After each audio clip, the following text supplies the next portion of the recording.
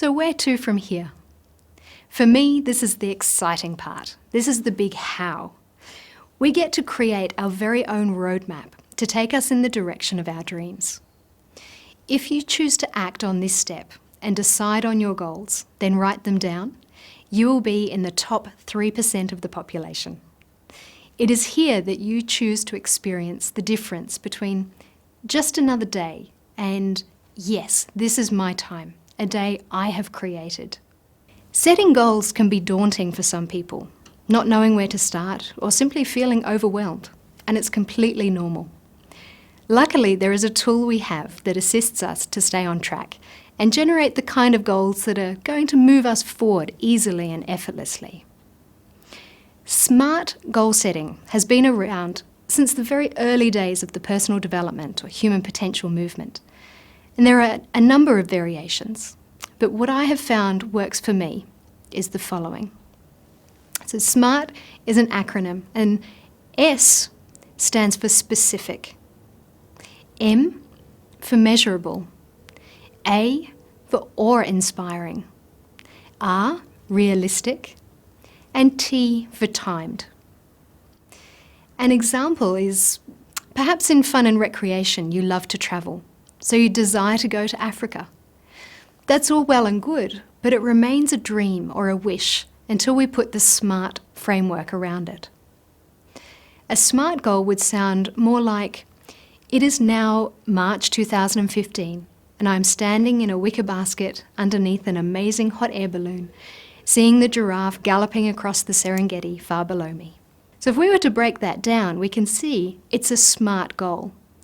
It's a lot more specific than I want to go to Africa, because we have a specific destination in the Serengeti. It's measurable. We'll know exactly when we have arrived at this goal. We're standing in our hot air balloon. It's most certainly awe-inspiring if you have the desire to go to Africa. It's realistic because we've set it within a time frame that allows for a savings plan. And it's timed because we have set a date for when we will achieve it. Let's look at another one. I want to lose weight. You will constantly be wanting until you put the framework to it. So it is now, you insert the date. I'm at my ideal weight of 65 kilos and feeling fantastic. Putting emotion into our goals is one of the essential keys and is part of the goal being awe-inspiring. When we float or coast through life with no purpose and direction, we allow ourselves to be victims to others' expectations.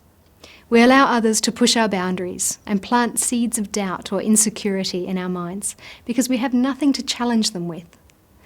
Giving yourself defined goals sets your internal compass. There is no room for uncertainty or ambiguity because your goals have been set by you with purpose and passion. You know where you're going and you know what it will take to get you there, making you clear about your boundaries and what you will and will not tolerate in your life. A GPS is a great example of taking you where you want to go. When I program a destination into my GPS, it doesn't ask me if I'm certain.